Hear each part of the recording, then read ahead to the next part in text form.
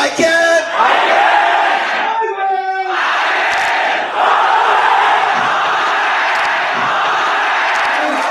आप सबका स्वागत है। मैं Vivek Bindra, motivation speaker, leadership consultant, business coach. India versus China, दो इकोनॉमी को बिजनेस के पर्सपेक्टिव से मैं चाहता था आपको कंपैरिजन और नॉलेज दे सकूं। नॉलेज की बहुत जरूरत है आपको, बिना नॉलेज के आप आगे नहीं बढ़ सकते। नॉलेज को इंप्लीमेंट करिए। मुझसे आपने लीडरशिप फनल में पूछा और मुझसे आपने नीचे कमेंट बॉक्स में पूछा कि क्यों चाइना इतना आगे निकल गया।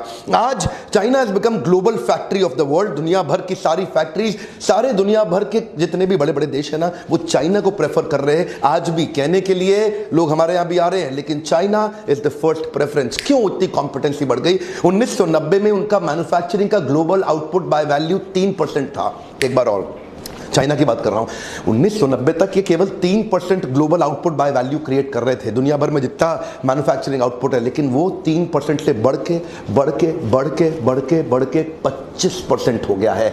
आज एक देश 200 से ज्यादा देशों में 25% अकेला पूरा ग्लोबल वैल्यू आउटपुट, ये कैसे हो रहा है? आज 80% एयर कंडीशनर वर्ल्ड के चाइना बना रहा है। 70% दुनिया भर के मोबाइल चाइना में ही बन रहे हैं। 60% दुनिया के जूते चाइना बना रहा है। 74% सोलर सेल भी चाइना बना रहा है। 60% दुनिया का सीमेंट चाइना प्रोड्यूस कर रहा है।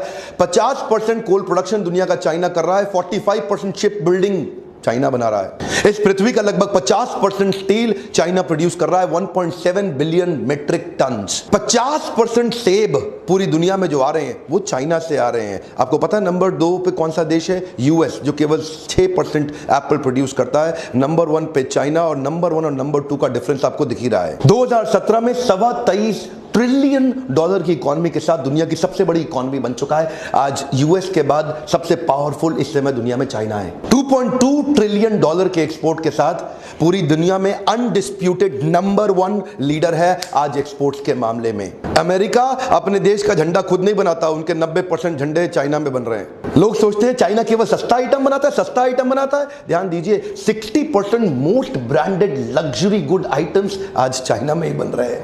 ये वही चाइना है जो 1978 तक एशिया और अफ्रीका के पिछड़े देशों से भी ज्यादा पिछड़ा हुआ था। हर साल 10% जीडीपी ग्रोथ ले रहा है। 2014 तक देखा, रिजल्ट क्या हुआ?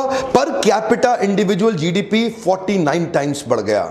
1978 तक उनकी पर कैपिटा जीडीपी थी $155, और 1978 से 2014 आज वही बढ़ के 7,590 हो गई। रिजल्ट क्या हुआ? 800 मिलियन लोग चाइना के आज गरीबी दर की रेखा से इन्होंने देखते ही उठा दिए। 800 मिलियन मतलब 80 करोड़ जनता इन्होंने चाइना की उठाई है पिछले 25 सालों के अंदर।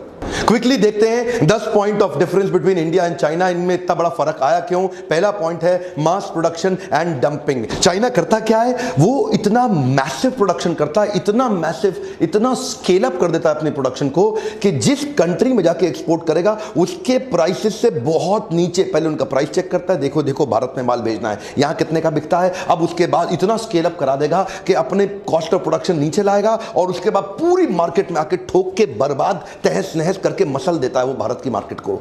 और उसका कंपैरिजन इंडिया से करते हैं। 91 से पहले तक जो भारत था ना, आप जानते हैं 91 से पहले तक का भारत, वहां पे ज्यादा जो पॉलिसीज थी वो एंटी लार्ज इंडस्ट्री पॉलिसीज हुआ करती थी। छोटे स्मॉल स्केल पे ज्यादा फोकस करते थे, लेकिन वो स्मॉल स्केल को स्मॉल स्केल तक ही रहने दिया गया। देखिए, इनिशिएटिव ठीक था, लेकिन उसको बड़ा करना नहीं सिखाया गया। ये इकोसिस्टम नहीं बना।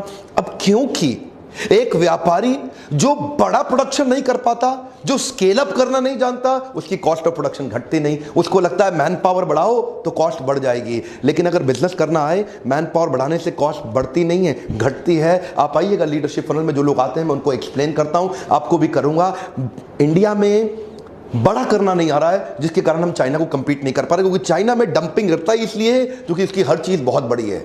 और दूसरा पॉइंट है competitive pricing with reverse manufacturing. China के लोग बड़े एक्सपर्ट हैं रिवर्स मैन्युफैक्चरिंग में। क्या होता है रिवर्स मैन्युफैक्चरिंग? आप जानना चाहेंगे? चाइना क्या करेगा?